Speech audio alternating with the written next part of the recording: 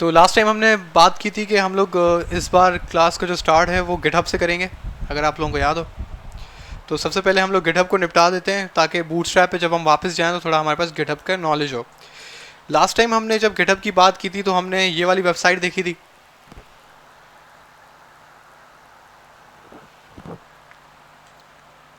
किसी ने गिटहब की प्रोफाइल आप लोगों में से कितनों ने बना ली है? सही है। तो जो जिन्होंने वेबसाइट ये बनाई है उनको थोड़ी बहुत कहानी समझ आएगी, जिन्होंने नहीं बनाई उनको जाहिर सी बात है उनको कहानी समझ में नहीं आएगी, लेकिन ये आप लोगों की गलती है। तो जब ये वीडियो अपलोड हो जाए तो आप लोग अपना पहले तो अकाउंट बनाएं, जो कि हमने लास्ट टाइम हमने समझाया था। अब अगर आपको अकाउंट बनाने में मसला आ रहा है तो अब आप ये आपकी गलती है, क्योंकि अगर आप लास्ट टाइम सही से बना लेते और अगर नेक्स्ट वीक आके अगर आपको कोई मसला होता तो आप इस क्वेश्चन पूछ सकते थे। अभी आपके पास कोई मॉरल अथॉरिटी नहीं है कि आप मुझसे आगे पूछेंगे अगर कोई आपको अकाउंट के मसले कुछ होते हैं तो, क्योंकि उसको बहुत टाइम हो चुका है। सही है, क्योंकि अब आपके पास वो इश्यूज़ के हम जवाब देंगे जो बेसिकली कोड अपलोड करने वाले हैं, क्योंकि अब हम उस स्टेज पर हैं। जैसा अगर आपको याद हो तो हमने लास्ट टाइम इस बात को डिस्कस किया था। सही है, तो हमारे पास ये गिटहब की एक वेबसाइट है। लास्ट टाइम अगर आपको याद हो तो गिटहब के बारे में हमने आपको बताया था कि ये एक ऐसी वेबसाइट है जो आपका कोड सेव रखती है। जिस तरीके से अभी जितना हम काम कर रहे हैं आप देख रहे हैं कि ये कहाँ पे सेव हुआ है, आपके डेस्कटॉप पे। डेस्कटॉप पे हमने फोल्डर्स बनाए हुए हैं और इस फोल्डर्स पे सारा कोड सेव किया हुआ है। लेकिन ये बड़ा ख़तरनाक काम है। क्यों? क्योंकि फ़र्ज़ करें कि यहाँ पे आपका जो पीसी है वो ख़राब हो जाता है, हार्ड डिस्क ख़राब हो जाती है। और एक दफ़ा ये हुआ है, बैच 2 के साथ ये हुआ था या 1 के साथ हुआ था। यहाँ पे बारिश हुई थी, पानी आया था, सीपीयू ख़राब हो गए थे और हमारा सारा का सारा डेटा ख़त्म हो गया था। तो अब इतने बड़े बड़े जो काम होते हैं आपके, जो बड़ा एक प्रोजेक्ट बन रहा है जिस पे कंपनी 8-8 महीने लगा रही है, अब आप उसको इस रिस्क पे तो नहीं छोड़ सकते कि अगर आपका पीसी ख़राब हो गया तो 8 महीने की मेहनत ज़ाया। एक मसला ये। दूसरा मसला होता है रिविजन का। अब फ़र्ज़ करें कि मैंने अपनी फ़ाइल में थोड़ा कोई चेंज किया, ठीक है, उसको मैंने अपना सेव कर दिया। अब मैंने थोड़ा और चेंज किया, उसको सेव कर दिया। अब मेरा जो बॉस है वो कहता है कि यार तुमने 2 हफ्ते पहले जो काम किया था ना वही बेहतर था, मुझे वही ला के दो। अब प्रॉब्लम ये है कि तुमने 2 हफ्ते लगा के उसको पूरा का पूरा बदल के रख दिया है। अब इसका मतलब है कि तुम्हें फिर से 2 हफ्ते लगेंगे वो पुराने वाले वर्जन पे वापस लाने के लिए, यानी कि जो पुराना वाला जैसा कोड था वैसा वापस बनाने के लिए। तो इसके लिए बेसिकली हमारे पास होता है गिट, जो कि रिवीजन कंट्रोल सिस्टम है। रिवीजन आप अगर सोचें तो रिवीजन क्या होता है कि एक ही चीज़ को दोबारा से रिव्यू करना, सही है, दोबारा से बनाना। तो नॉर्मली हम क्या करते थे कि हम फ़र्ज़ करेंगे हमारे पास एक फ़ाइल है जैसे book.html। अब इसमें मैं कोई चेंज करूँगा ना तो मैं नॉर्मली हम लोग क्या करते हैं, हमारी एक आदत है कि हम इसकी कॉपी बना लेते हैं और जैसे हम इसको कह देते हैं book 2। अब इसमें हम थोड़ा और चेंजिंग करेंगे तो हम इसको फिर से सेव कर लेंगे और क्या बोलेंगे book 3। हम ऐसे ही करते हैं, नॉर्मली हमारी आदत है। हम लोग ये माइक्रोसॉफ्ट वर्ड के डॉक्यूमेंट्स के साथ भी करते हैं। आपका कोई असाइनमेंट होता है, आप वर्ड के अंदर टाइप कर रहे होते हैं, उसको सेव कर रहे होते हैं। अब आप बोलते हैं यार ये जितना मैंने काम कर लिया है इसको सेव कर देते हैं। फिर आप उसमें कुछ चेंजेस करना चाहते हैं, कुछ चीज़ें बदलना चाहते हैं, तो आप कहते हैं जो पुराना वाला काम है वो भी सेव होना चाहिए, क्या पता मुझे इसकी दोबारा ज़रूरत पड़ जाए। तो आप उसको अलग से सेव कर लेते हैं, उसकी नई कॉपी बनाते हैं और उस कॉपी में काम करना शुरू करते हैं। तो अब कोड जो है ये तो चलो वर्ड में हो जाता है, आपका ग्राफिक्स का काम है उसमें हो जाता है कि आप ऐसे ही 1 2 3 4 5-6 इमेजेस अलग अलग वर्जन्स की सेव कर लेते हैं, फिर अपने क्लाइंट को दिखा देते हैं कि भाई ये भी देख लो, ये भी देख लो, ये भी देख लो, जो पसंद आए मुझे बता दो। लेकिन कोड में क्या मसला है कि एक एक लफ्ज़ बदल रहा है, सही, एक एक लाइन बदल रही है। तो अब एक एक लाइन, एक एक लफ्ज़ बदलने पर आप बार बार उसको सेव तो नहीं कर सकते। अब अगर आप उसको बार बार सेव करते भी हैं तो आपको कैसे पता लगेगा कि जो मैंने फला लाइन बदली थी वो किस कोड में है? अब इतने सारे आपके पास फाइल नंबर्स हैं, क्योंकि आप खुद देख रहे हैं कि आपका जो नॉर्मल भी एक वेबसाइट होती है वो 1100-1200 लाइंस ऑफ कोड पे जाती है। अब इतनी लाइंस ऑफ कोड, उसमें से थोड़ी थोड़ी चीज़ें चेंज की आपने। अब दूसरा मसला ये भी है कि आपको कैसे पता लगेगा कि आप इसमें क्या तब्दीली की थी आपने? इसका मतलब है कि आप पुराना कोड आप खोलोगे, उसको सामने रखोगे, फिर एक एक लाइन देखोगे कि आपने क्या चीज़ बदली थी। तो ये मसले जो मसाइल हैं इनको जो सॉल्व करता है वो कौन सी वेबसाइट है? गिटहब। सही है, बहुत सिंपल सी प्लेन सी वेबसाइट है और ये बड़ी एक ज़बरदस्त स्किल है जब आप किसी कंपनी के लिए अप्लाई करेंगे जॉब वगैरह के लिए, तो आप तकरीबन आप एआई के लिए अप्लाई करें, आप वेब डेवलपमेंट के लिए अप्लाई करें, आप मोबाइल डेवलपमेंट के लिए अप्लाई करें, कोई भी कोडिंग से रिलेटेड आप काम के लिए अप्लाई करेंगे तो आपको इसकी रिक्वायरमेंट लाजमी पूछी जाएगी कि क्या आपको गिटहब आता है। वो आपसे ये नहीं कहेंगे कि आपको एक्सपर्ट लेवल आना चाहिए, आपको बोलेंगे बस आता है। क्योंकि जितनी भी दुनिया में आजकल कंपनीज का काम चल रहा है, जो कोड सेव होता है, अपडेट होता है, शेयर होता है, वो किस पे होता है? गिटहब पे। अगर आपको गिटहब नहीं आती तो आपको वो ऐसे बंदे के आपके ऊपर प्रेफर कर लेंगे जिसको गिटहब आती होगी। अब दो बंदे हैं, दोनों को HTML आती है, लेकिन एक को गिटहब भी आती है। आप खुद कंपनी के मालिक हैं, तो आप खुद किसको प्रेफर करेंगे? बोलेंगे गिटहब वाले को ले आओ, क्योंकि उसको एक एक्स्ट्रा चीज़ आती है। HTML तो दोनों को आ रही है, तो मुझे एक एक्स्ट्रा चीज़ मिल रही है कि इसको गिटहब भी आती है। तो ये एक तरीके से एक एक्स्ट्रा स्किल है जो कि बहुत ज़रूरी है, जो कि आप लोगों को सबको आनी चाहिए। अब अकाउंट बनाना गिटहब पे हमने last time step by step देखा था। हमने एक झूठे ईमेल एड्रेस से हमने एक अकाउंट बना लिया था, काम ख़त्म कर लिया था। उसके बाद मैंने कहा था कि आपको इस तरह का पेज नज़र आता है। अब इस तरह के पेज में ये जो आपको सब कुछ दिख रहे हैं, ये वाले सारी चीज़ें, ये मेरे प्रोजेक्ट्स हैं, ठीक है। अगर आप यहाँ पे क्लिक करते हैं इस जगह पे, सॉरी, ये जो मेरा फ़ोटो लगी हुई है, इसके आप क्लिक करके आप इधर लिखेंगे योर रिपोजिटरीज़। तो जब आप इस पर क्लिक करेंगे तो बेसिकली आपको दिखाएगा कि टोटल हमारे प्रोजेक्ट्स कितने हैं, 224। तो ये सारे प्रोजेक्ट्स हैं, मतलब कोडिंग के सारे प्रोजेक्ट्स हैं जो हमने या मैंने जिस पे कभी काम किया था। कोई हमारे पास इसका कोई काम हुआ होगा, डिफरेंट मेथड्स हो सकते हैं। खैर, तो ये हमारा मेन पेज है। जब हम github.com पे हम लॉगिन हो जाते हैं तो हमें ये दिखता है। अब यहाँ से क्या करना है, सही है, मेन चीज़ ये है, यहाँ से क्या करना है। तो आपने सबसे पहले, जब आप विंडोज़ में भी कोई फाइल आपको सेव करनी होती है तो आप एक नया फोल्डर बनाते हैं। उधर फोल्डर बनाने का तरीका बड़ा आसान होता है, राइट क्लिक करते हैं और न्यू फोल्डर को क्लिक करते हैं और आपका फोल्डर तैयार। तो गिटहब में थोड़ा सा जो काम है वो थोड़ा डिफरेंट है। अब आप यहाँ पे आपको एक न्यू का बटन ग्रीन दिख रहा है, आप इस पर क्लिक करेंगे न्यू पे, तो आपको क्या कह रहा है, क्रिएट अ न्यू, ये क्या लिखा है, रिपोजिटरी। रिपोजिटरी मैंने आपको लास्ट टाइम बताया था कि जैसे हम विंडोज़ में फोल्डर कहते हैं तो हम गिटहब में इसको क्या कहते हैं, रिपोजिटरी। रिपोजिटरी को हम शॉर्ट में रेपो भी बोलते हैं, REPO, रेपो। अगर मैं रेपो बोलूँ या रिपोजिटरी बोलूँ तो बात एक ही है। और रेपोज बेसिकली उसका प्लूरल है। जब मैं बोलूँ रेपोज तो मतलब प्लूरल। अब यहाँ पे वो कह रहा है कि आपकी रिपोजिटरी का नाम क्या होगा। अब रिपोजिटरी का नाम मैं उसको बोलता हूँ, कोई भी हम बोल सकते हैं कि वेब ऐप 6। अब वो वेब ऐप 6 नीचे मुझे कह रहा है इज़ अवेलेबल, क्योंकि ये नाम आपके पास अवेलेबल होना भी चाहिए। अवेलेबल का क्या मतलब है कि आपने पहले इसी नाम का कोई और फोल्डर ना बनाया हुआ हो। और ये बात आप विंडोज़ में भी देखते हैं, अगर पहले से एक फ़ोल्डर बना हुआ है तो आप उसी नाम का दूसरा फोल्डर नहीं बना सकते, सिंपल सी वही चीज़ है। उसके बाद अब आपसे ये पूछ रहा है, आप इधर डिस्क्रिप्शन जो है लिख सकते हैं, ना भी लिखें आपकी मर्जी है, क्योंकि ऊपर क्या लिखा हुआ है, ऑप्शनल। ये लफ्ज़ नज़र आ रहा है, ऑप्शनल का मतलब है कि भाई आप इसमें ये लिखें ना लिखें आपकी मर्जी है। तो नॉर्मली मैं नहीं लिखता, इतना टाइम नहीं है। उसके बाद ये इंपॉर्टेंट है, अब ये आपसे क्या पूछ रहा है, पब्लिक या प्राइवेट। अब ये जब अगर मैं पब्लिक रखता हूँ तो पब्लिक बेसिकली क्या है, anyone on the internet can see this repository. इसका मतलब है कि अगर मैं इसको पब्लिक रखता हूँ तो आप मेरे अगर लिंक पे जाएंगे तो आपको मेरा कोड मिल जाएगा। अगर मैं उसको रखता हूँ प्राइवेट तो वो सिर्फ मुझे दिखेगा, आप लोगों को नहीं दिखेगा।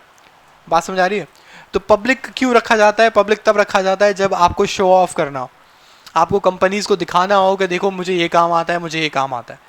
क्योंकि आप अपना गिटहब का जो लिंक है वो हमेशा कंपनी को देते हैं। आप फ्रीलांसिंग का काम ले रहे हैं, आप जॉब पे अप्लाई कर रहे हैं, तो आप उसको क्या देंगे, गिटहब का लिंक। वो आपके गिटहब के लिंक पे आएंगे तो गिटहब के लिंक पे सिर्फ उनको कौन सी रेपोज दिखेंगी, जो पब्लिक है। तो जो आपकी पब्लिक रेपो होती है नॉर्मली आप शो ऑफ करने के लिए लगाते हैं। उसके बाद है प्राइवेट। तो प्राइवेट इसी तरीके से है कि कोई उसको देख नहीं सकता, यानी कि ये आपके इंडस्ट्रियल प्रोजेक्ट हैं, जो इंपॉर्टेंट प्रोजेक्ट्स हैं वो हमेशा क्या होने चाहिए, प्राइवेट। गलती से भी अगर आपने उसको पब्लिक कर दिया तो कंपनी आप पे केस कर देगी, सही कि आपने हमारा कोड आउट कर दिया है। तो ये बहुत रिस्पॉन्सिबिलिटी होती है कि जब आप किसी बंदे के प्रोजेक्ट पे काम कर रहे हैं तो बहुत ख्याल से उसकी रेपोजिटरी हमेशा क्या होनी चाहिए, प्राइवेट। क्योंकि उसकी कोई भी चीज़ पब्लिक नहीं होनी चाहिए। क्योंकि अगर पब्लिक की तो ये एक NDA, हम लोग एक एग्रीमेंट साइन करते हैं कोई भी काम करने से पहले, जिसका फुल फॉर्म होता है नॉन डिस्क्लोजर एग्रीमेंट। वो हमें साइन करनी होती है। अगर आपने उसको गलती से भी पब्लिक कर दिया तो समझ लें आपने उस एनडीए की खिलाफ वर्जी कर दी है और वो आप पे कोई भी केस कर सकता है। सही है, तो इसका खास ख्याल रखा जाना चाहिए। अभी हम इसको क्या रखते हैं, पब्लिक, क्योंकि अभी हमारा सिंपल हम आपको दिखा रहे हैं, ताकि ये भी हो सकता है कि अभी मेरे पास जितने भी फाइल्स एंड फोल्डर्स पड़े हैं ना आपके कोर्स के रिलेटेड, हो सकता है मैं इसको गिटहब पे डाल दूं अभी, तो आप इस वाले लिंक पे मेरे पे आएंगे तो आपको ये सारा का सारा इधर जो हमारा कोड हम करते हैं वो आपको मिल जाएगा। उसके बाद ये आपसे पूछ रहा है ऐड अ रीडमी फाइल। अब रीडमी फाइल क्या होती है इसको थोड़ा बाद में देखेंगे। रीडमी फाइल कहाँ दिखती है, कैसे दिखती है, ये थोड़ा हम बाद में देखते हैं कैसे होता है। बाकी चीज़ें हमें बस छोड़ देनी है, बस हमने क्या दिया, नाम दिया और हमने सिलेक्ट कर लिया कि हमें उसे पब्लिक रखना है या प्राइवेट, और नीचे ग्रीन बटन है क्रिएट रिपोजिटरी का, बस इसको आपने प्रेस कर देना है। जब आप इसको प्रेस करेंगे तो ये एक थोड़ी सी खतरनाक सी स्क्रीन खुलेगी। अब इस स्क्रीन पे बहुत सारा कोड लिखा हुआ है, सही है।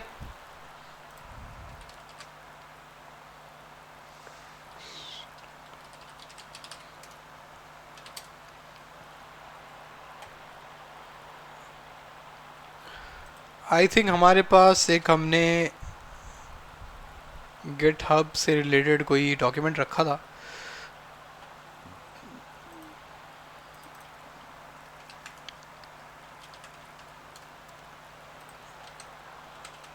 इसको भी हम मेंटेन करते जाते हैं ताकि आपको भी ये मिल जाएगा, तो बेसिकली आपके लिए काम आसान हो जाएगा। अभी आप यहाँ पे देख रहे हैं तो आपके पास बहुत सारी कमांड्स अवेलेबल हैं। ये सारी क्या हैं, command, git init, git add, git commit, git branch, git remote, git push. अब ये इतनी सारी जो कमांड्स हैं ये कहाँ चलेंगी और कैसे चलेंगी, अब ज़रा इस पर देखते हैं। हमने गिट इंस्टॉल किया था लास्ट टाइम, जब हम लास्ट टाइम गिट की बात की थी हमने गिट इंस्टॉल किया था, आई थिंक हमने किया था, हमने डाउनलोड किया था और हमने बताया था कि गिट कहाँ होता है। तो सबसे पहला तो आपका काम है, मैं बोलता हूँ डाउनलोड गिट। और गिट हमने कहाँ से डाउनलोड किया था, गूगल पे जाके हमने लिखा डाउनलोड गिट, तो गिट डाउनलोड्स। तो ये जो डाउनलोड फॉर विंडोज़ का आपको बटन आ रहा है, आप इसको प्रेस करेंगे तो आपका क्या डाउनलोड हो जाएगा, गिट। इस सॉफ्टवेयर का नाम क्या है, गिट। जो ये सारा सेव करने वाला, ये सब कुछ जो काम करता है वो कौन सा सॉफ्टवेयर करता है, गिट। गिटहब उस वेबसाइट का नाम है जो आपका कोड सेव रखती है। जो आपके कंप्यूटर पे सारा ये सॉफ्टवेयर काम करता है वो उसका नाम क्या है, गिट, सिर्फ गिट, गिटहब नहीं, ठीक है। तो आप ये सॉफ्टवेयर डाउनलोड करेंगे अपने कंप्यूटर पे, तो हम क्या कर देते हैं कि इसका ये लिंक उठाते हैं और हम बोलते हैं download Git from here.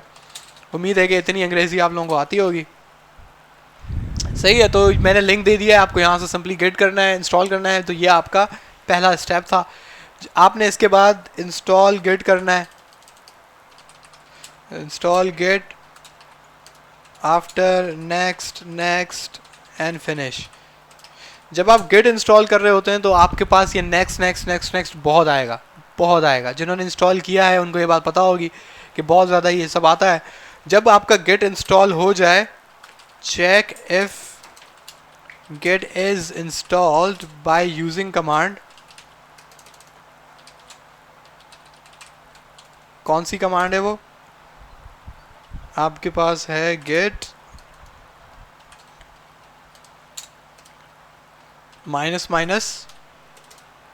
Version.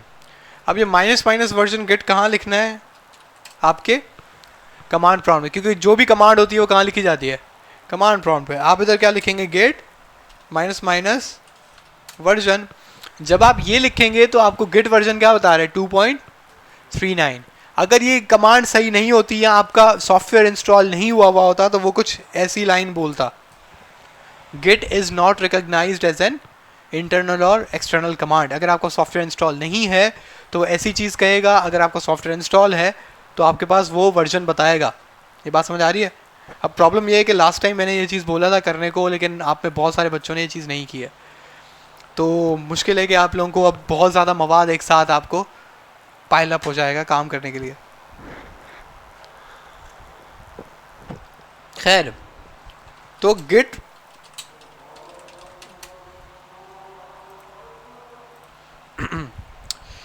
जी, तो हम बात कर रहे थे कि हमारे पास एक सॉफ्टवेयर है गिट। अब इस गिट के दो हिस्से हैं, एक तो वेबसाइट जिस पे आपका जो पूरा कोड है वो अपलोड होता है, और उस वेबसाइट का नाम क्या है, गिटहब। दूसरा उसका हिस्सा है वो है सॉफ्टवेयर जो जिसका नाम क्या है, गेट। अब मसला क्या है, जो वेबसाइट है वो तो आपके कंप्यूटर पे नहीं आ सकती ना, तो आपके कंप्यूटर के लिए आपको एक सॉफ्टवेयर चाहिए जो कोड को उठाएगा और इस वेबसाइट पे भेज देगा।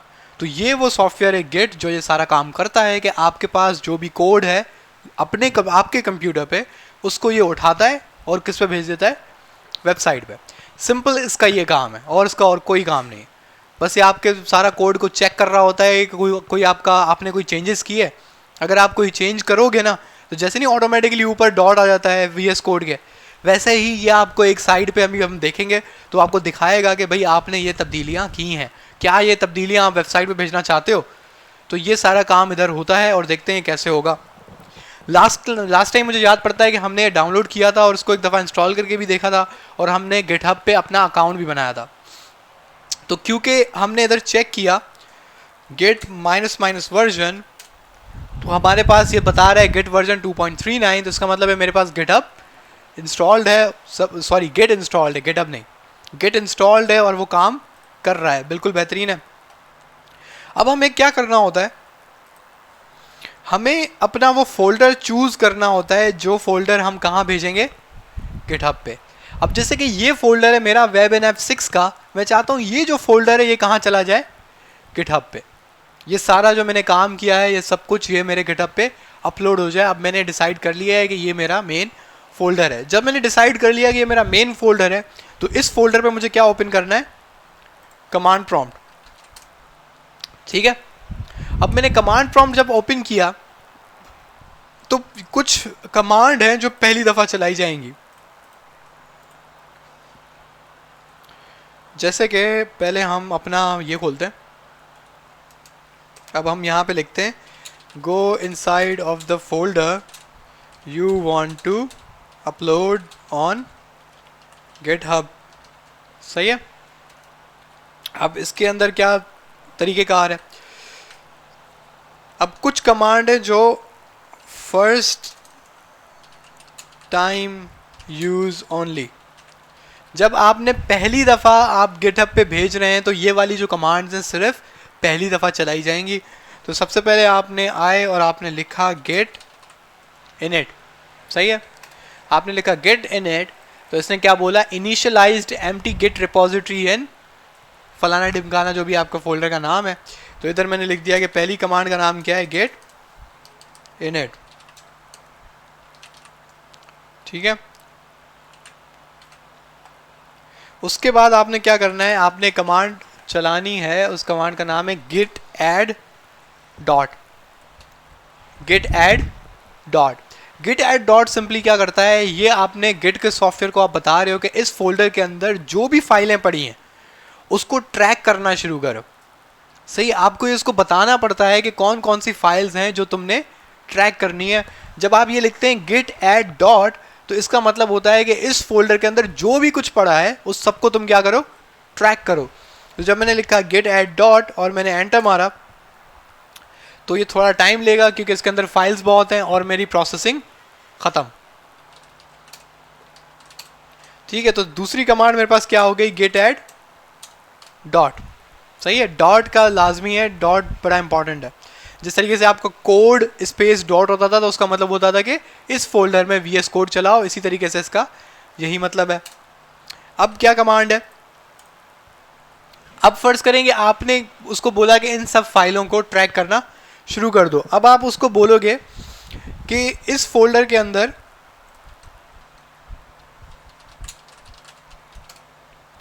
एक मैंने कमांड चलाई git remote -v। आप लोगों को ये कमांड चलाने की ज़रूरत नहीं है, मैं सिर्फ आपको ये चीज़ दिखाना चाह रहा था कि इसने कुछ भी प्रिंट किया नहीं।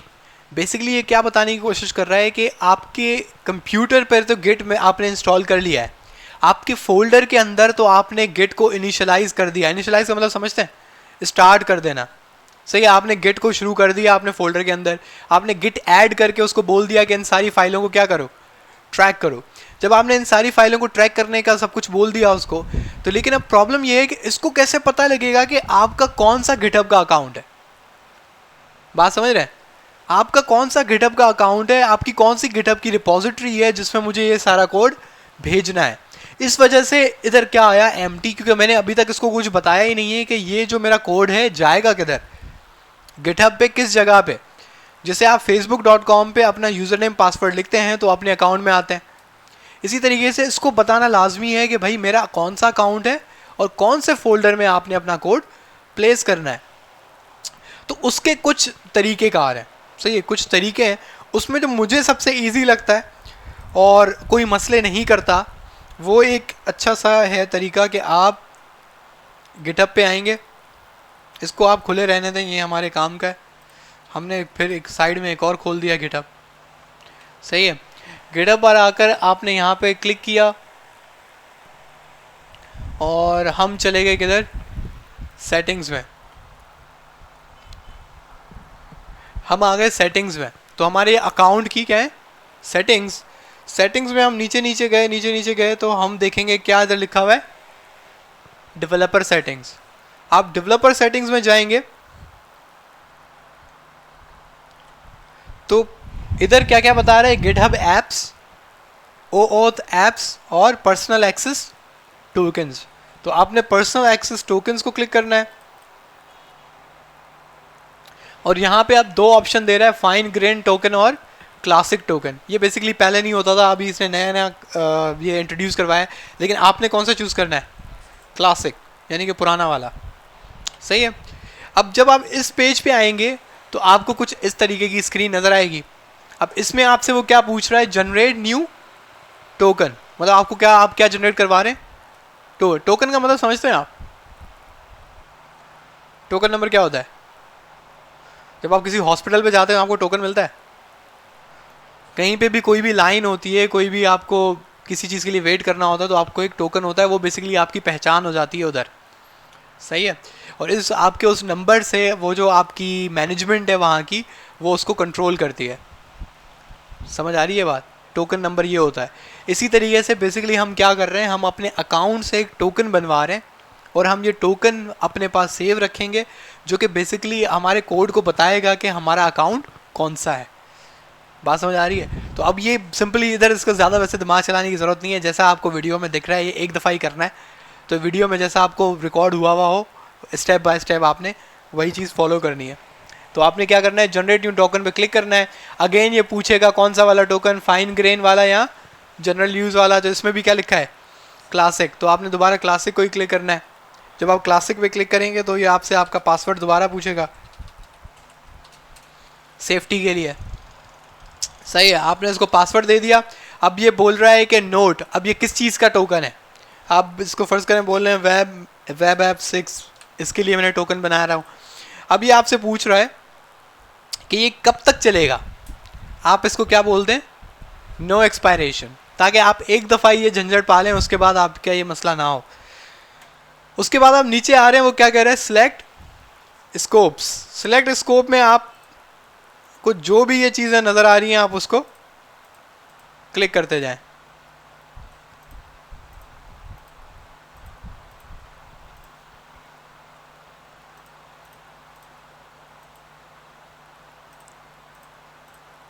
सही है, ये सब हमारा सिलेक्ट हो गया।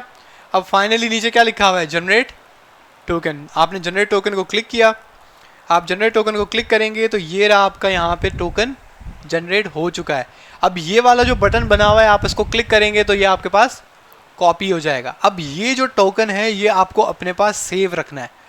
अगर ये टोकन आपसे गुम हो गया तो आपको सारा प्रोसेस दोबारा करना पड़ेगा और एक नया टोकन बनाना पड़ेगा।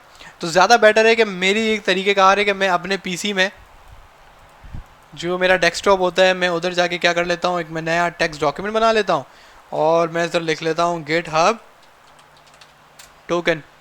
मैंने गिटहब टोकन लिखा और इसके अंदर मैं क्या कर लेता हूँ, ये सेव कर लेता हूँ। अब मेरा गिटहब टोकन जो है मेरी स्क्रीन पे सामने होता है, मुझे जब इसकी ज़रूरत पड़ती है मैं इसको इस्तेमाल कर लेता हूँ। अब टोकन तो बन गया, अब इसका इस्तेमाल कहाँ था, इतनी हमने फनकारी की क्यों। तो हम दोबारा आते हैं अपने गिटहब वाले पेज पे जिसमें हमने ये रेपो बनाई थी, सही है। किस नाम की, वेबन ऐप 6 के नाम की हमने रेपो बनाई हुई है। अच्छा ये आप देख रहे हैं ये क्या कर रहा है, clock1/webanap6। तो ये हमेशा आपका यूज़र नेम दिखाएगा, स्लैश करके आपका रेपो का नाम दिखाएगा, सही है। जिस तरीके से विंडोज़ में क्या दिखाता है, सी, यूज़र्स, डेस्कटॉप, फिर आपका फोल्डर का नाम, इसी तरीके से ये आपका पाथ है कि गिटहब में आपका पाथ हमेशा कैसे शुरू होता है, आपके यूज़र नेम से। अब आपने क्या करना है, ये जो सारा कोड लिखा हुआ है ना, इस सबको आप भूल जाएं।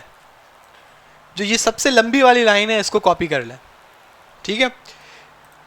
इस वाली लाइन को आप कॉपी करेंगे और जो आपने फ़र्ज़ करेंगे ये डॉक्यूमेंट बनाया था, आप इसके अंदर वापस आ जाएंगे।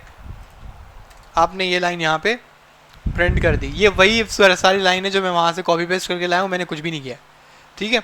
आपने सिर्फ करना ये है कि जहाँ पे लिखा हुआ है ना github.com, उससे गिटहब से एक स्टेप आगे आना है और यहाँ पे लगाना है @ जो आप ईमेल वगैरह में लगाते हैं @ ये वो वाला है, और इस @ के आगे आना है और आपने ये वाला पूरा कोड कॉपी करना है दोबारा, और इस @ के आगे इसको पेस्ट कर देना है। समझ आ रही है क्या हो रहा है? आपने लिंक लेकर आया, उस लिंक के आगे आपने गिटहब के आगे ठीक आगे आपने क्या लगा दिया, @ और उस @ के आपने आगे क्या चिपका दिया, वो पूरा कोड। बाकी हर चीज़ सेम टू सेम लगी रही है, सही है। अब हम क्या करते हैं कि इसको पूरी लाइन जो है, मेरी पूरी लाइन, इसको मैं कॉपी करता हूँ और मैं दोबारा कमांड प्रॉम्प्ट पे जाता हूँ। मेरा लगता है कमांड प्रॉम्प्ट गलती से बंद हो गया है, कोई नहीं, हम इसको दोबारा खोल देते हैं और मैं आके यहाँ पे वो पूरी वाली लाइन पेस्ट कर देता हूँ, डिट्टो। अब इसमें क्या है कि ये अगर आप इसको गौर से देखें तो ये आपके रेपोजिटरी का लिंक भी है, यानी कि आपका रेपोजिटरी गिटहब पे किधर है वो लिंक भी है, और इसके साथ साथ मैंने क्या लगा दिया है, मेरा टोकन भी लगा दिया है। इसका मतलब है कि ये अब गिटहब को कंफर्म है कि ये जो रेपोजिटरी है ये मेरी है, क्योंकि वो किससे पता लगाएगा, टोकन से। क्योंकि ये जो टोकन है ये सिर्फ किसके पास मौजूद हो सकता है, आपके पास, क्योंकि आपका अकाउंट है और आपके अकाउंट में सिर्फ कौन इसको जनरेट करवा सकता है, सिर्फ आप। आपने देखा हालांकि मैं लॉगिन हुआ था, उसके बावजूद भी उसने मुझसे दोबारा पासवर्ड पूछा। तो ये हाईली सिक्योर आपका एक टोकन होता है। अब यहाँ पे आगे जब हमने लाइन पेस्ट कर दी तो मैं इसको क्या प्रेस कर दूंगा, एंटर। मैंने एंटर प्रेस किया तो आप देख रहे हैं कि फ़िलहाल कुछ नहीं हुआ, लेकिन अगर मैं वही वाली लाइन जो मैंने थोड़ी देर पहले प्रिंट की थी, अच्छा ये लाइन आपको याद रखने की ज़रूरत नहीं है, अगर आप इसको एंटर करेंगे तो अब आप देखेंगे ये 2 लाइनें कुछ ना कुछ दिखा रहा है। इसका मतलब है कि अब इसको पता है कि ये जो रेपोजिटरी है ये गिटहब पे किसके साथ कनेक्टेड है। बात समझ आ रही है? सही है। अब क्या हुआ है, थोड़ा इसको दोबारा से रिवाइंड करते हैं। हमने एक फ़ोल्डर बनाया, सही है, जो जिसके अंदर हमारा कोड पड़ा हुआ है। उस फोल्डर के अंदर आके मैंने कमांड प्रॉम्प्ट खोला और उसके अंदर मैंने पहली कमांड कौन सी चलाई थी, गेट इनिट। और इनिट का मतलब होता है इनिशियलाइज करना, यानी कि किसी चीज़ को स्टार्ट करना। जब आप गेट इनिट चला लेंगे तो उसके बाद दूसरी कमांड थी गेट ऐड डॉट, यानी कि इसके अंदर जो सारी फाइलें हैं वो ट्रैक हो जाएं। उसके बाद अब मुझे इसको बताना है कि मेरे गिटहब पे रिपोजिटरी कहाँ है। अब गिटहब पे रिपोजिटरी कहाँ है वो लिंक तो आपको मिल जाएगा। वो लिंक हमें कहाँ मिला ईजिली, वो ये रहा, सही है। ये लिंक तो मुझे इस पूरी लाइन से मिल जाएगा, लेकिन मेरे लिए मसला क्या होगा कि गिटहब एरर करेगा कि भाई ये तो सिर्फ लिंक है, मुझे कैसे पता कि ये आप ही अपना कोड पुश कर रहे हो या आपकी जगह पे कोई और कर रहा है, सही है। उसके लिए हमें क्या चाहिए, टोकन, यानी कि वो बेसिकली एक तरह का पासवर्ड है जो आपको वो चाहिए। और वो कहाँ से बनेगा, आपकी गिटहब की सेटिंग्स है। आप गिटहब की सेटिंग्स में गए, सेटिंग्स के अंदर डेवलपर सेटिंग्स में गए, डेवलपर सेटिंग्स के अंदर पर्सनल एक्सेस टोकन का नीचे ऑप्शन था, आपने उसको क्लिक किया, आपने दोनों दफ़ा क्लासिक किया और उसके बाद आपने जनरेट न्यू टोकन कर दिया। जनरेट न्यू टोकन जो आपने किया उसको आपने रख दिया फॉर एवर, यानी कि कभी एक्सपायर ना हो। जब ये कभी एक्सपायर ना होगा तो आपको जब वो टोकन मिल गया वो आपने अपने कंप्यूटर में सेव कर दिया है। अब आपको ये वाला सारा झंझट दोबारा पालने की ज़रूरत नहीं है, क्योंकि आपके पास टोकन हमेशा के लिए अवेलेबल है। जब ये सब कुछ हो गया है तो अब हमारे पास फाइनली ये चांस है कि हम अपने कोड को कहाँ पे पुश करें या कहाँ भेज दें, गिटहब पे। तो हम यहाँ पे पहले हमने गिट ऐड करके इसको ट्रैक करवा लिया था। अब एक कमांड है जिसको हम कहते हैं गिट कमिट -m। ये बेसिकली कमांड है जिसमें आप गिटहब को बताते हैं कि आपने किया क्या है। आप अपनी यादगारी के लिए कोई ना कोई इधर मैसेज भेजते हैं, सही है, इस कमांड के थ्रू, और ये भेजना लाजमी है। ताकि आपको याद रहे कि जब मैंने ये फाइल्स अपलोड की थी तो मैंने क्यों की थी। मैंने लॉगिन फॉर्म में कोई चीज़ चेंज किया था, मैंने साइन इन बटन बनाया था, या कुछ भी किया था, तो ताकि आपको याद रहे कि ये जो चेंजेस मैंने क्या किए थे। मैं इसको कह देता हूँ इनिशियल पुश। इनिशियल पुश का मैं नॉर्मली, ये मेरी आदत है कि मैं पहला हमेशा जो आपका पुश होता है उसको मैं क्या कह देता हूँ, इनिशियल पुश। यानी कि अभी तक मैंने इसमें कोई चेंज नहीं, बस सारी फाइलें मैं क्या कर रहा हूँ, अपलोड कर रहा हूँ। जब मैंने ये लिख दिया तो मैंने क्या प्रेस किया, एंटर। जब मैंने एंटर प्रेस किया तो आप देखेंगे कि पता नहीं ये बहुत कुछ लिख देगा, क्रिएट मोड फलाना ढिमकाना। आपको इसकी टेंशन लेने की ज़रूरत नहीं है, आप इसको क्लियर कर दें तो आपकी स्क्रीन दोबारा क्लियर हो जाएगी। अब इसके बाद आपने मैसेज भी अटैच कर दिया कि भाई आपने क्या चेंज किया है, आपने मैसेज कर दिया। अब आपके पास एक कमांड है, गेट पुश ओरिजिन मास्टर। क्या कमांड है, गेट पुश ओरिजिन मास्टर। आपने कमांड लिखी और आपने प्रेस कर दिया एंटर। जब आप ये प्रेस करेंगे तो आपके पास ये कुछ लिखा आएगा, राइटिंग ऑब्जेक्ट्स। ठीक है, राइटिंग ऑब्जेक्ट्स आएगा, साथ में MB वगैरह आएगी कि आपका जो अपलोड हो रहा है, तो उससे समझ में आ रहा है कि आपकी अपलोड स्टार्ट हो चुकी है। अब जब तक ये अपलोड हो रहा है मैं एक काम कर लेता हूँ कि मैं यहाँ पे लिख लेता हूँ कि पहले आपने गिट ऐड किया, उसके बाद थर्ड स्टेप क्या है, connect your local folder to GitHub using the command. वो कमांड कौन सी है,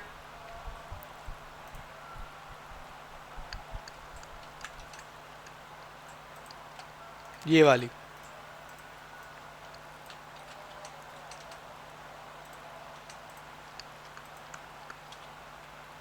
लेकिन इसके अंदर एक मसला है, सही है। मसला क्या है, but this command doesn't have, क्या चीज़ नहीं है इसके पास, टोकन। उसके बाद मैं कह रहा हूँ कि so you have to generate token from GitHub settings,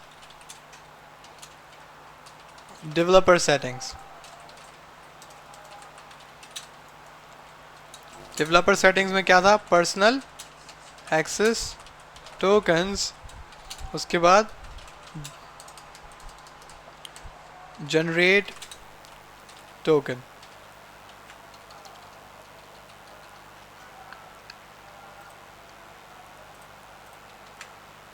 सही है। जब हमने ये कनेक्शन कर लिया, then the command will look like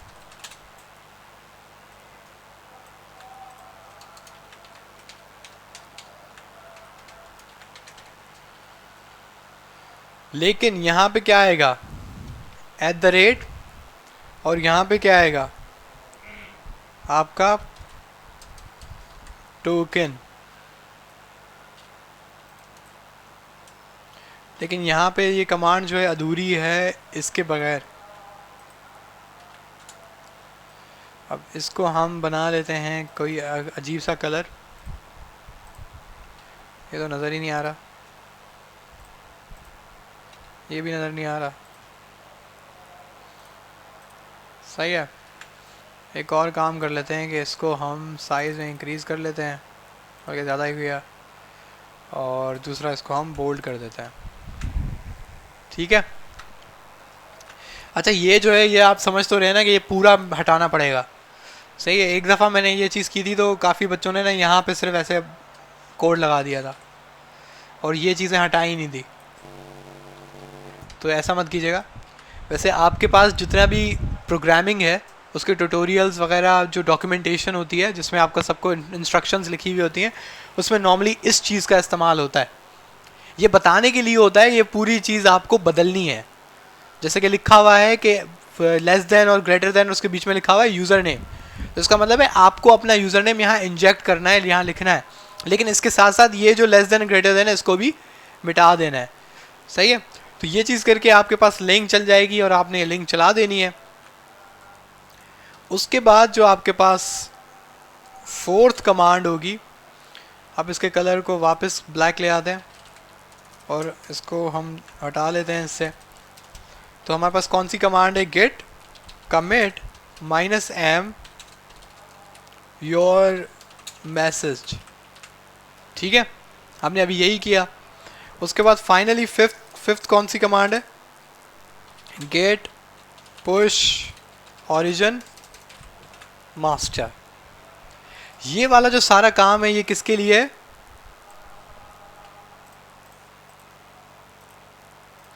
first time use only. ये जो सारे कमांड्स हैं ये फर्स्ट टाइम यूज ओनली है। आफ्टर एवरी कोड चेंज, अब जो ये नीचे कमांड आएंगी वो किसके लिए होंगी, आफ्टर एवरी कोड चेंज, कि जब भी आप कोड में तब्दीली करेंगे तब आप क्या करेंगे। एक बिल्कुल ही बेकार सा रूखा सा डॉक्यूमेंट बनाया है, लेकिन इसके अंदर जो मेन चीज़ है वो क्या है कि वो कमांड्स हैं जो आपको याद रहेंगी। क्योंकि अगर आप यहाँ तो 1-1.5 घंटे की आप ये वीडियो देखें या आप सिंपल इसको खोलें और समझ जाएंगे कौन सी चीज़ आपने कहाँ पे गलत की है। ठीक है जी, तो हम नीचे आते हैं। मैं आपको पहले से ही बता देता हूँ कि जो आपको कमांड बार बार लिखनी होती हैं वो है गेट ऐड, दूसरी है git commit -m your message, और तीसरी क्या है, गेट पुश ओरिजिन मास्टर। अब ये जो 3 कमांड्स है ना, ये तो आपको, आप रट्टा नहीं भी मारेंगे ना तो भी आपके रट्टे लग जाएंगे। उसकी वजह क्या है कि ये हर तब आपको ये लाइनें चलानी है जब आप क्या करेंगे, कोड चेंज करेंगे। तो आप देख रहे हैं मुझे भी रटी हुई है। उसकी वजह यही है कि जब भी मैं कोई चेंज करता हूँ तो मुझे ये 3 कमांड चलानी पड़ती हैं, लाजमी है। बात समझ आ रही है। तो अब ज़रा इसको करके देखते हैं दोबारा कि हम देखते हैं हमारा क्या हुआ है। हाँ, हम इधर आए तो हमारी यहाँ पे क्या हो चुका है, 100%। जब हमारा 100% हो चुका है तो क्या हम जाके चेक करें, इसको रीलोड करें तो देखते हैं कि हमारा कोड क्या यहाँ पे आया वाकई। तो हम देखेंगे कि हमारा कोड वाकई यहाँ पे आ चुका है। बात समझ आ रही है। और यहाँ पे आपको ये मैसेज दिख रहा है इनिशियल पुश, ये वही मैसेज है जो कि बेसिकली अभी मैंने थोड़ी देर पहले टाइप किया था। ठीक है, तो आपका जो कोड है वो सक्सेसफुली किस पे अपलोड हो चुका है, गिटहब पे। अब आप में से घर पे जाके कोई भी देखें, मैं इनकॉग्निटो खोल रहा हूँ यानी कि उस पर कोई कुकीज़ नहीं है, तो आप लिखेंगे github.com, github.com आप लिखेंगे /akhlaq1, सही है, /webapp6। ठीक है, आप ये लिंक लिखेंगे github.com/akhlaq1/webapp6। जब आप इस लिंक पे जाएंगे तो गिटहब आपको डायरेक्टली कौन सा कोड दिखा देगा, मेरा जो आपके पास है। अब आप इस कोड को डाउनलोड कैसे करेंगे, यहाँ पे लिखा हुआ है कोड, आप इस कोड को क्लिक करेंगे और नीचे क्या लिखा हुआ है, डाउनलोड एज जिप। आप डाउनलोड एज जिप को क्लिक करेंगे तो आपका कोड ऑटोमेटिकली डाउनलोड करना शुरू हो जाएगा, सारा का सारा कोड हर वक्त। ठीक है, तो आप देख रहे हैं कितनी मज़े की चीज़ है कि अब 1 मिनट में एक कमांड मैंने लिखी और सारा का सारा कोड आपके अपलोड हो जाएगा। अब आप एक चीज़ पूछ सकते थे कि भाई ये सारे फोल्डर्स तो आप ऐसे ही ड्राइव पे भी अपलोड कर सकते थे, गूगल ड्राइव बिल्कुल ऐसे ही दिखाता है, फोल्डर्स होते हैं उसके अंदर आप जाएंगे तो आपका कोड भी होगा। तो गिटहब और उसमें क्या फ़ायदा हुआ, नहीं, इसका भी कमाल देखते हैं कि गिटहब क्यों यूज़ किया जाता है। अब ये मैं कौन सी, अभी लास्ट टाइम हमने कौन सी काम किया था, ग्रिड काम किया था।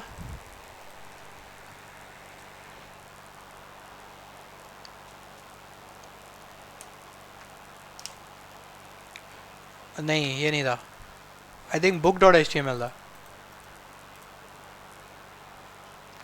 अब हाँ, हम आ गए इधर book.com जो हमने लास्ट टाइम बनाई थी, सही इमेज लगाई थी, इधर सब कुछ लगाया था जो भी था। मैं क्या करता हूँ, ये नेव बार नज़र आ रहा है आपको, नेव बार किधर गया रहा, उधर नेव बार में मैं लिखता हूँ एंथुसियाज्म, ये मेरी कंपनी का नाम है। एंथुसियाज्म, सही है, मेरी मर्जी। तो ये अब मेरे कंपनी का नाम आ गया। एक काम कर लेते हैं कि इसको थोड़ा सा और तफरी करते हैं, FW क्या कर लेते हैं, बोल्ड कर लेते हैं, सही है। एक और होता है FST होता है, क्या होता है FST, स्टैलिक एंथुसियाज्म, बस ऐਵੇਂ ही दिल कर रहा था। तो मैंने एक चेंजेस की सिंपल सी, कि मैंने जाके अपना ना नेव बार का नाम बदल दिया। अब मैंने नेव बार का नाम बदला तो मैंने चेंज किया ना कुछ चेंज किया, तो इसका मतलब है कि अगर मैं इस फोल्डर में दोबारा वापस आता हूँ तो मुझे 3 कमांड्स कौन सी दोबारा चलानी थी, गेट ऐड, उसके बाद गेट कमिट -m। अब इधर मुझे मैसेज लिखना है, अब मुझे मैसेज बदलना है क्योंकि अब ये फर्स्ट इनिशियल पुश नहीं है। मैं कहता हूँ कि चेंज्ड नेव बार टाइटल, सही है, यही किया था हमने। मैंने एंटर मारा, ये आपको बेसिकली क्या बता रहा है, 1 फाइल चेंज्ड, 1 इंसर्शन, 1 डिलीशन, यानी कि बेसिकली आपको बता रहा है कि आपके इन पूरे फोल्डर्स में से आपने सिर्फ कितनी फाइलें बदली हैं, एक, और उस एक फाइल में भी आपने क्या चेंज किया है, सिर्फ एक चीज़ चेंज की है, जो कि एक चीज़ आपने इंसर्ट की और एक चीज़ आपने डिलीट किया। बेसिकली हमने नेव बार डिलीट किया था और उसकी जगह आपने क्या लिखा, एंथुसियाज्म। आप देख रहे हैं वो आपकी फाइल्स को ट्रैक कर रहा है, और ट्रैक क्यों कर रहा है, क्योंकि हमने कौन सी कमांड चलाई थी, गेट ऐड, सही है। ये इतना आपका प्रिसीशन है, इसकी सॉफ्टवेयर इतना ज़बरदस्त है, आपकी एक एक फाइल की एक एक लाइन चेक कर रहा है, ठीक है। अब पहली कमांड हो गई कौन सी, गेट ऐड, दूसरी कमांड क्या हो गई, गेट कमिट, और तीसरी कमांड क्या है, गेट पुश ओरिजिन मास्टर। अब की बार आप देखेंगे कि 1 सेकंड के अंदर हो जाएगा। उसकी वजह क्या है कि सब कुछ उसके पास ऑलरेडी है, ये अपलोड सिर्फ कौन सी फाइल करेगा, जो फाइल चेंज हुई है। तो हमारी फाइल अपलोड हो गई। अब हम चलते हैं दोबारा गिटहब पे। अब गिटहब पे जाके मैं इसको दोबारा से रीलोड करता हूँ। अब जब मैं इसको रीलोड करूँगा तो आप एक चीज़ नोट कीजिएगा, बाकी सारी लाइनें initial push initial push initial push initial push हैं। सिर्फ ये वाला जो फोल्डर है बूटस्ट्रैप का, इस पर क्या लिखा हुआ है, चेंज नेवा, और ये कब दिखा रहा है, 1 मिनट अगो। बाकी सारा क्या दिखा रहा है, 11 मिनट्स अगो। यानी कि आपको ये भी बता रहा है कि भाई ये जो बूटस्ट्रैप का फोल्डर है इसके अंदर कोई फाइल है जो चेंज हुई है, और जिसके आपने मैसेज क्या लिखा था, चेंज नेव बार टाइटल। अब हम इस फोल्डर के अंदर जाते हैं। अब इस फोल्डर के अंदर हम जाएंगे तो हमारे पास ये सारी हमारी फाइल्स हैं, लेकिन सिर्फ आप देखेंगे जो book.html है उसके आगे क्या लिखा हुआ है, चेंज नेव बार टाइटल। यानी कि वो आपको पता लग रहा है कि ये फाइल कोई ना कोई चेंज हुई है। इतना भी काफ़ी नहीं है, ये और ज़्यादा पावरफुल है। कैसे कि यहाँ पे आपको क्या लिखा रहा है 2 कमिट्स। याद है आपने लिखा था गेट कमिट, तो ये बेसिकली उसको ट्रैक कर रहा है। तो हमने गेट कमिट कितनी बार किया है, 2 बार। पहली दफ़ा क्या था, इनिशियल पुश, दूसरी बार क्या था, चेंज नेव बार टाइटल। तो ये जो 2 कमिट्स लिखा हुआ है, मैं इसको क्लिक करता हूँ। अब मैं इसको क्लिक करता हूँ तो ये मुझे बता रहा है कि भाई ये 2 कमिट हैं जो आपने किए थे। पहले वाले का मैसेज आपने ये लिखा, दूसरे वाले का मैसेज आपने ये लिखा। लेकिन आप गौर करेंगे तो यहाँ पे 3 बटन है, सही है।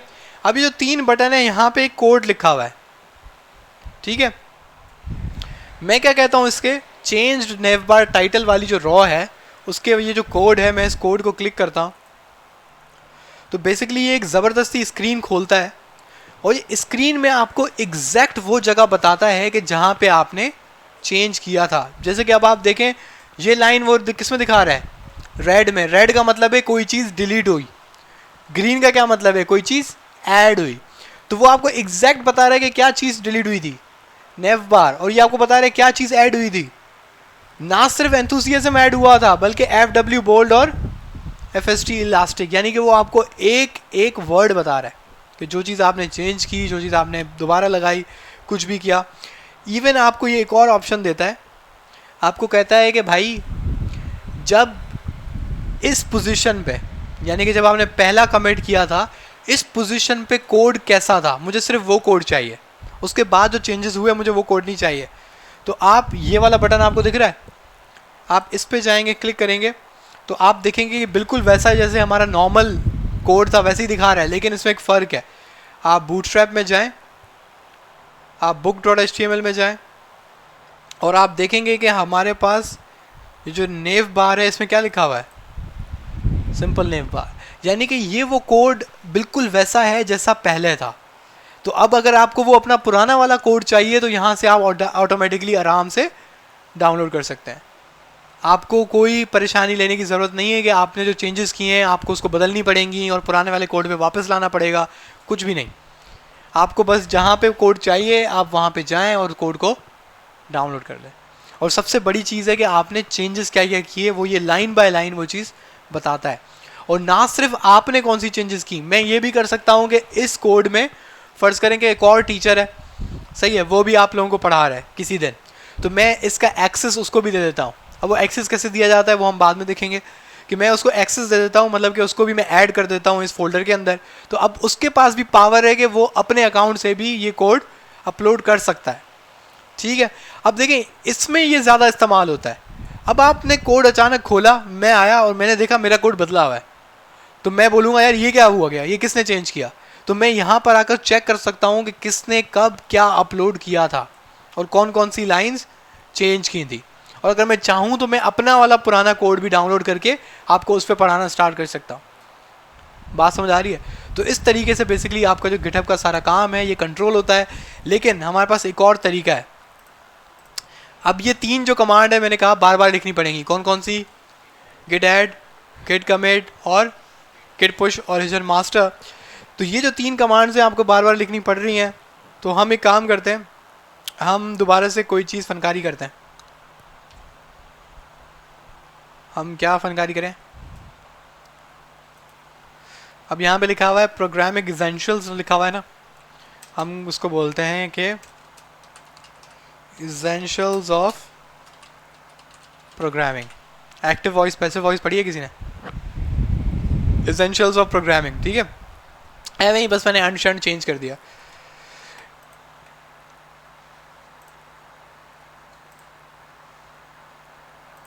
अब आप देख रहे हैं कि यहाँ पे एक बटन बना हुआ होता है ये वाला, सही है, एक लाइन बनी हुई होती है। आज तक हम लोगों ने इसको इस्तेमाल किया है, इसको इस्तेमाल किया है, कभी भी इसको टच नहीं किया था, सही है। अगर आप इसको क्लिक करेंगे तो हो सकता है कि आपके पीसी पे डायरेक्टली ये खुल जाए। अगर डायरेक्टली नहीं भी खुल रहा तो यहाँ पे क्या बटन देगा, ओपन रिपोजिटरी। आपने इसको ओपन रिपोजिटरी को क्लिक करना है तो ये आपको क्या बता रहा है, वेब एंड ऐप 6, ये आप ही की रिपोजिटरी का नाम है, याद है। आपने इसको क्लिक किया, जब आप क्लिक करेंगे तो कुछ इस तरह की स्क्रीन नज़र आ जाएगी। याद रहे कुछ बच्चों को वो ओपन रिपोजिटरी का बटन नहीं नज़र आएगा, डायरेक्टली क्या नज़र आ जाएगा, ये। अब जिसको वो बटन नज़र आ रहा है वो क्लिक करके उसको बता दो कि कौन सी वाली रेपो आपको यूज़ करनी है। अब ये आपको बेसिकली क्या बता रहा है, चेंजेस, और चेंजेस में बोल रहा है कौन सी फाइल में चेंज हुआ है, book.html। बिल्कुल सही कह रहा है, हमने book.html में क्या चेंज किया है, बुक का नाम, ठीक है। अब इस VS कोड की भी ये कमाल है। अब ये गिटहब नहीं है, ये सिंपल VS कोड है और ये गिट के सॉफ्टवेयर को इस्तेमाल कर रहा है, सही है। तो ये भी एक कमाल की चीज़ है कि एक तो आपको ये बताएगा इस जगह पे कि कौन कौन सी फाइल्स आपने चेंज की हैं। कभी कभी हो जाता है कि हम गलती से कोई टेस्टिंग कर रहे होते हैं और हमें वो टेस्टिंग वाला कोड भेजना नहीं होता, लेकिन क्योंकि काम ज़्यादा होता है तो हम भूल जाते हैं कि उस कोड को हटाना था, वापस जैसा था दोबारा उसको वापस करना था, तो हम ऐसे ही भेज देते हैं। तो ये चेक करना लाजमी होता है कि आपने कौन कौन सी फाइल में क्या क्या चेंज किया है, तो आपको याद आ जाता है कि अच्छा ये तो चीज़ हटानी थी, ठीक है। आपने बेसिकली क्या करना है कि इधर अगर आप इस फाइल को क्लिक करेंगे तो ये आपको बताएगा इसी वक्त कि इस लाइन पे आपने प्रोग्रामिंग एसेंशियल्स को बदल के क्या कर दिया था, एसेंशियल्स ऑफ प्रोग्रामिंग। अब आप कहोगे हाँ ठीक है मैंने यही किया था, बल्कि काम करते हैं इसको भी हटाते हैं, हम intro.html में आते हैं। इधर से ये लिंक लिखा हुआ है, इसको हटा के कर देता हूँ माई लिंक और मैं सेव कर देता हूँ। जब मैंने इसको सेव किया तो आप देख रहे हैं कि अब book.html भी आ रहा है और intro.html भी आ रहा है। अब मेरे पास एक तरीका है, इधर क्या लिखा हुआ है प्लस प्लस। इस प्लस का मतलब है कि आप उसको अप्रूवल दे रहे हो कि इनमें जो चेंजेस हुए हैं वो मैंने ही किए हैं और मुझे पता है, सही है। दूसरा तरीका, यहाँ तो आप इसको अलग अलग प्लस प्लस करो, जैसे कि मैंने इसको प्लस किया फिर मैंने इसको प्लस किया, तो दोनों अब क्या आ गए, स्टेज्ड चेंजेस। स्टेज्ड चेंजेस का मतलब होता है कि आपने अप्रूव कर दिया है, आपने बोल दिया है कि हाँ ये काम मैंने ही किया है। या एक और एक तरीका है, इसको मैं माइनस करता हूँ, इसको मैं माइनस करता हूँ, कि ये चेंजेस के सामने भी ये क्या बना हुआ है, प्लस। जब आप इस प्लस को क्लिक करेंगे तो दोनों फाइलें एक साथ ऊपर आ जाएंगी। अब ये फाइलें प्लस हो गई हैं। उसके बाद यहाँ पर आप देख रहे हैं कि मैसेज का बॉक्स बना हुआ है, आप इसको कह सकते हैं I have changed book name, सही है। और यहाँ पे एक प्लस ये टिक का साइन है, आप टिक के साइन को क्लिक करें और आप मुझे क्या बता रहा है, पब्लिश ब्रांच। ये कभी कभी इधर पब्लिश ब्रांच नहीं भी बताता तो आपको यहाँ पर ये वाला जो बटन है बीच वाला ये भी आपको अवेलेबल है। अभी फ़िलहाल पब्लिश ब्रांच दे रहा है तो आपने पब्लिश ब्रांच किया। अब आप थोड़ी देर वेट करेंगे। अब आप वापस इधर आएँ, अपनी मेन रेपो में जाएं, तो आप देख रहे हैं कि आपका कमिट नज़र आ रहा है, I have changed book name. आपने गिट ऐड नहीं किया, आपने गिट कमिट नहीं किया, आपने गिट पुश नहीं किया, लेकिन तीनों कमांड्स चल गई और यहाँ पे डेटा आ चुका है। लेकिन ये तीनों कमांड्स आप चला रहे हैं, लेकिन आपके जगह पे कौन चला रहा है, VS कोड चला रहा है। तो VS कोड भी आपको ये सहूलत देता है कि आप ये काम करें। और 3 कमांड है तो 3 कमांड को ज़रा समझने की कोशिश करते हैं। अब फर्स्ट हम बुक पे आते हैं और your coding manual, you want learn anything, एवं ही मैंने बदल दिया, यू वॉन्ट लर्न एनीथिंग। अब आप देख रहे हैं कि यहाँ पे क्या लिखा हुआ आ रहा है, 1। आप इसको दोबारा क्लिक करेंगे, इसमें फिर से क्या आ गया है, book.html। जब आप ये प्लस का साइन क्लिक करते हैं ना, तो आप बेसिकली कौन सी कमांड चलाते हैं, गेट ऐड चलाते हैं आप, सही है। पहली वाली जो कमांड है गेट ऐड। जब आप इस प्लस के साइन को चला रहे हैं तो बेसिकली आपको दिख नहीं रहा, लेकिन VS कोड बैकग्राउंड में क्या चला रहा है, गेट ऐड। उसके बाद आपने ऊपर मैसेज का बॉक्स आपको बना हुआ आया, आपने इस मैसेज के बॉक्स में लिखा चेंज्ड समथिंग, कुछ भी आपकी मर्जी है।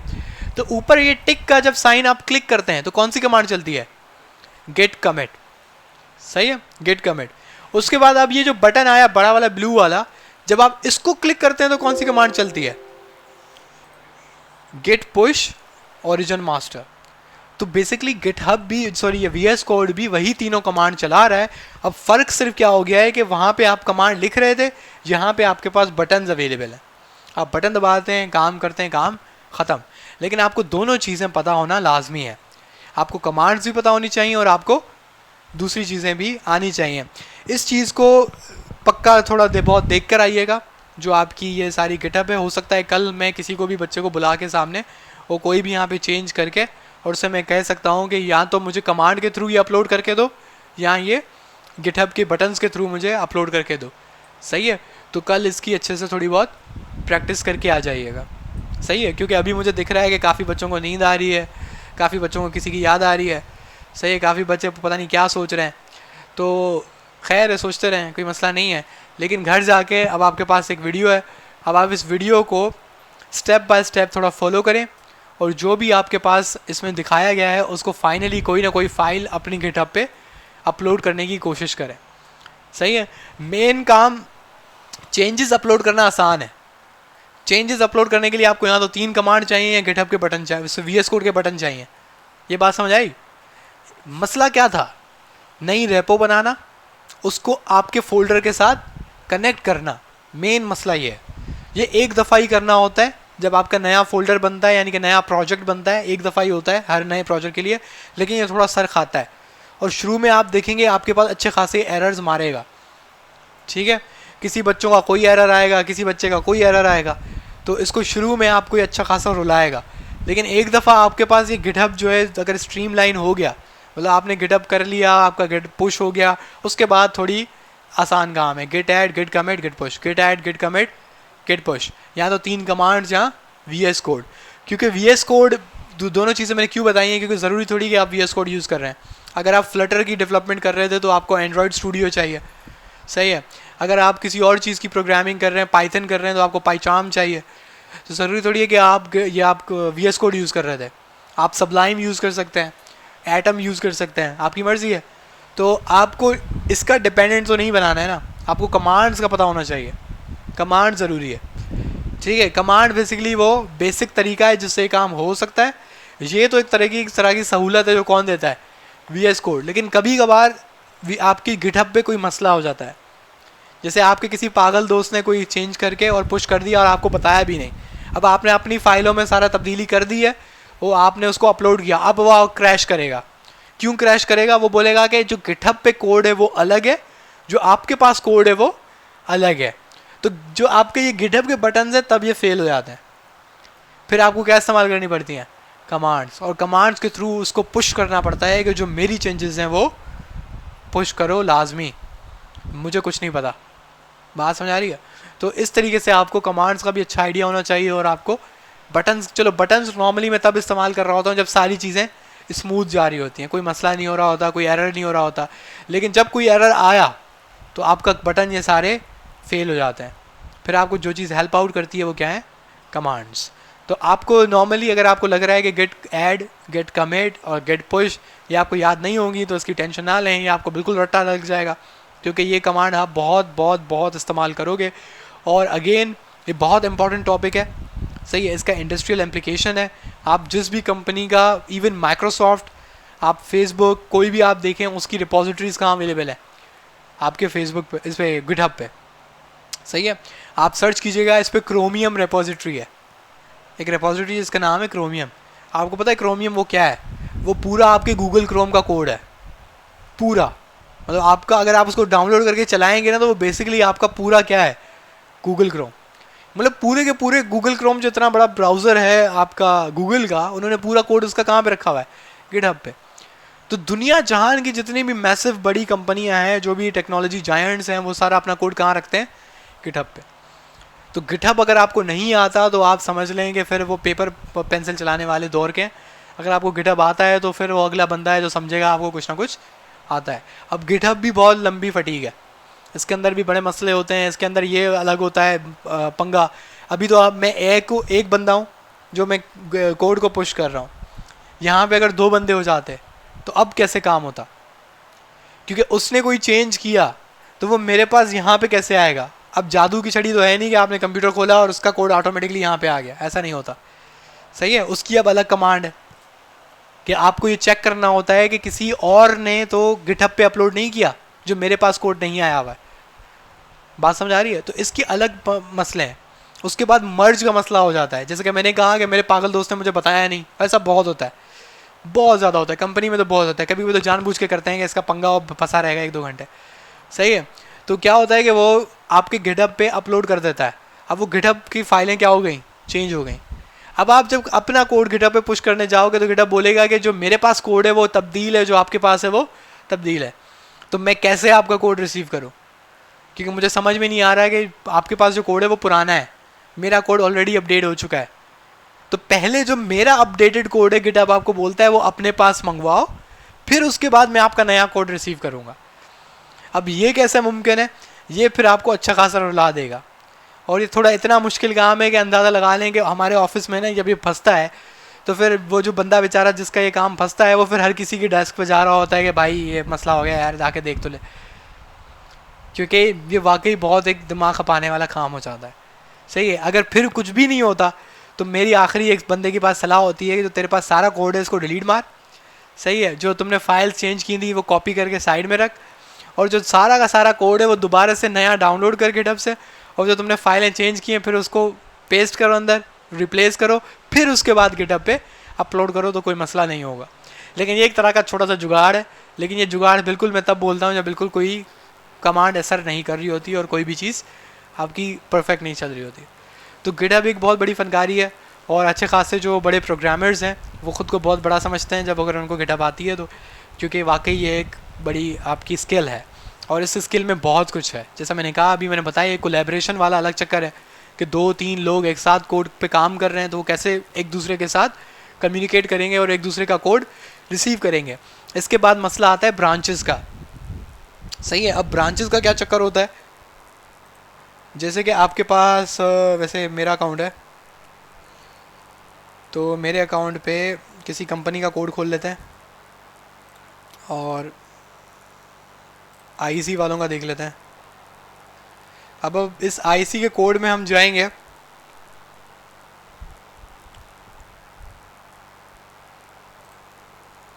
तो यहाँ पे आपको क्या लिखा हुआ दिख रहा है? मास्टर। जब आप इसको क्लिक करेंगे तो नीचे आपको एक छोटा सा लिखा हुआ क्या है? डेव, और नीचे क्या लिखा हुआ है? प्रोडक्शन। कोई भी कंपनी में जब काम हो रहा होता है तो हमेशा आपके प्रोजेक्ट के 2 कॉपीज़ होती हैं या 2 लाइंस होती हैं जो एक साथ पैरेलल चलती हैं। पहली लाइन कहलाती है क्या? डेव। दूसरी लाइन क्या कहलाती है? प्रोडक्शन। तीसरी हमेशा क्या कहलाती है? मास्टर। कुछ लोगों का होता है वो मेन कहते हैं, कुछ लोग इसको मेन कहते हैं, कुछ ज़्यादातर मास्टर कहते हैं। मुझे मास्टर पसंद है। लेकिन दो चीज़ें आपको किसी बड़ी कंपनी में हमेशा दिखेंगी, वो क्या है, डेव और प्रोडक्शन। तो होता क्या है कि आपका जो डेव का कोड है आप नोट करेंगे बिल्कुल अलग होगा। मज़े की बात है कि प्रोजेक्ट एक ही है, आप डेव पे जाएंगे आपका कोड बदल जाएगा, आप प्रोडक्शन में जाएंगे आपका कोड यूँ बदल जाएगा। एक कमांड से आप कमांड लगाएंगे गिट चेकआउट डेव, तो आपका पूरा कोड बदल के किसका हो जाएगा, डेव का। आप एक कमांड लगाएंगे गिट चेकआउट आपका प्रोडक्शन, तो आपका पूरा कोड बदल के क्या हो जाएगा, प्रोडक्शन, सिर्फ एक कमांड से। तो ये बेसिकली क्या होता है कि आपके पास जब एक आप कोई काम कर रहे होते हैं तो सबसे पहले जो आप पुश करते हैं या कोड अपलोड करते हैं वो किस पे करते हैं, डेव पे। जब वो डेव पे जाता है सारी जो आपकी टीम है उसको टेस्ट करती है कोड को कि उसमें कोई मसला तो नहीं है, उसमें कोई मसला तो नहीं है। आप उसको बार बार चेक करते हैं।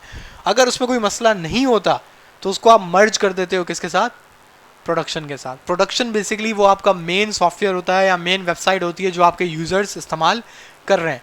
तो आप कभी भी नहीं चाहते कि ज़्यादा, अगर आप पहली दफ़ा कोई चीज़ बना रहे हैं या आपने 100 दफ़ा भी पहले बनाई हुई है लेकिन आप अभी नया कोड लिख रहे हैं, तो वो नया कोड आप कभी भी डायरेक्टली किस पे नहीं भेजते, प्रोडक्शन।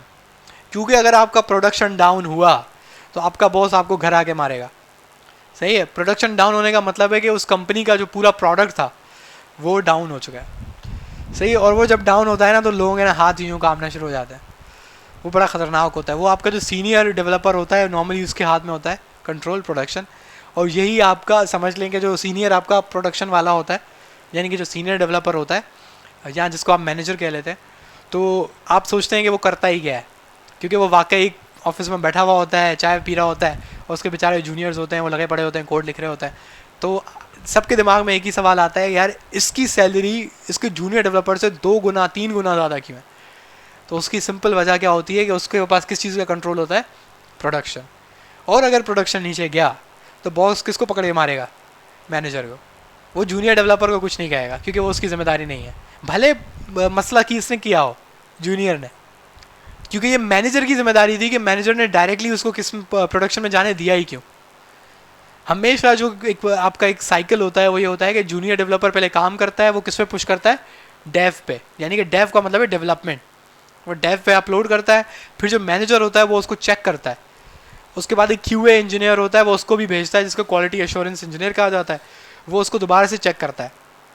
उसको जब चेक करने के बाद मैनेजर को वो अप्रूवल करता है कि भाई ये सब कुछ परफेक्ट है, मैंने भी चेक कर लिया, आपने भी चेक कर लिया है, तो मैनेजर फाइनली वो कमांड हिट करता है जिससे डेव किस पे मर्ज हो जाता है, प्रोडक्शन के साथ। सही है, और अगर प्रोडक्शन किसी भी वजह से नीचे गया तो पहली कॉल हमेशा किसी के पास आती है, मैनेजर। और ऐसा होता है, मेरे साथ भी हुआ है। सही है, रात को एक दफ़ा कोई 1-1:30 बजे भी प्रोडक्शन डाउन हुआ था और हम बैठ के पूरा लैपटॉप लेके लग गए थे कि प्रोडक्शन डाउन क्यों हुआ। सही है, तो ये बड़ा रिस्की प्रोसेस होता है, लेकिन ये आपको एक जो आप प्रोफेशनल एक तरीक़ेकार होता है किसी भी बड़ी कंपनी का या अच्छे एक प्रोडक्ट का, तो वो ये आपको दिखेगा कि उसके हमेशा 2 कॉपीज़ होती हैं, एक डेव होता है और एक प्रोडक्शन होता है। इसको हम कहते हैं ब्रांचेस। सही है, ये आपका समझ लेंगे एक ट्री है कोड का, तो उस ट्री की कुछ ब्रांचेस हैं। तो पहली ब्रांच जो है डेव होती है, जो कि जिस पर ज़्यादा कीड़ेबाजी हो रही होती है, सारे जूनियर्स जो हैं इसी पे डिप्लॉय कर रहे होते हैं, ये हमेशा तबाह हो रही होती है। सही है, फिर मैनेजर चिल्ला रहा होता है कि क्या कर दिया पागलों। तो ये इसमें बड़ा मसले होते रहते हैं। उसके बाद जो प्रोडक्शन है ये साफ़ सुथरी होती है, इसका कोड बड़ा साफ़ सुथरा होता है, इसके अंदर कोई आपके पास गलती की गुंजाइश नहीं होती। ठीक है, तो ये आपके पास तरीक़ेकार होता है किसका, गिटहब का। गिटहब का सिर्फ अगेन यहाँ तक काम नहीं है, इसके बाद एक और चीज़ होती है जिसको हम कहते हैं इश्यूज़। अब एक आपका गिटहब यूज़र्स इसको यूज़ कर रहा है, तो अब ये ऊपर आप टैब देखेंगे तो यहाँ पे क्या लिखा हुआ है, इश्यूज़। जब आप इश्यूज़ में जाएंगे तो अगर इसको जब ये कोड यूज़र्स इसको इस्तेमाल करना शुरू कर देंगे तो वो यूज़र्स जो हैं, ये कौन से यूज़र्स, नॉर्मल यूज़र्स नहीं, कुछ हमारे पास होते हैं टेस्टिंग यूज़र्स। जो हम सॉफ्टवेयर कभी रिलीज़ करने वाले होते हैं तो उससे पहले हम कुछ 50 या 100 लोग जो हैं टेस्टिंग वाले निकालते हैं और उनको वो कोड दे देते हैं, बोलते हैं यार इसको चेक कर लो। जब वो चेक करते हैं उनको कोई भी मसला दिखता है तो वो इस इश्यूज़ में आके यहाँ पे क्या जनरेट कर देते हैं, न्यू इशू। यहाँ पे कोई भी इशू जनरेट कर सकता है पब्लिक में से, तो वो न्यू इशू जनरेट करते हैं। जो आपका फिर डेवलपर्स हैं उनकी टीम जो है फिर वो इस इशू को रिजॉल्व करती है और इस इशू को क्लोज करती है। उसके बाद एक और चीज़ है पुल रिक्वेस्ट। सही, अब पुल रिक्वेस्ट क्या होती है, अब फ़र्ज़ करेंगे एक बंदा आया, उसके पास अच्छी खासी नॉलेज है, वो कहता है कि भाई मुझे लगता है कि आपने ये वाली जो लाइन कोड की है ये और अच्छी हो सकती थी। सही है, तो वो यहाँ पे क्या जनरेट करता है, एक पुल रिक्वेस्ट मतलब वो एक रिक्वेस्ट आपसे इजाज़त मांगता है, जो क्योंकि आप डेवलपर हो, क्योंकि कोड आपका है, तो जब वो तब तक इसमें चेंज नहीं कर सकता जब तक आप उसको इजाज़त नहीं देते। तो वो यहाँ से वो आपकी इजाज़त मांगता है, न्यू पुल रिक्वेस्ट आके पूरी अपनी लिखता है कि मैं क्या चीज़ चेंज करना चाहता हूँ, मैं क्यों चेंज करना चाहता हूँ, और मैं क्यों समझता हूँ कि ये आपको बेटर बनेगा। अब आप बोलें कोई पागल ही होगा या किसी का और का काम चेक कर रहा है, फिर उसको बोल रहा है कि मैं आपको सही करके दे रहा हूँ, फिर उसको पुल रिक्वेस्ट कर रहा है।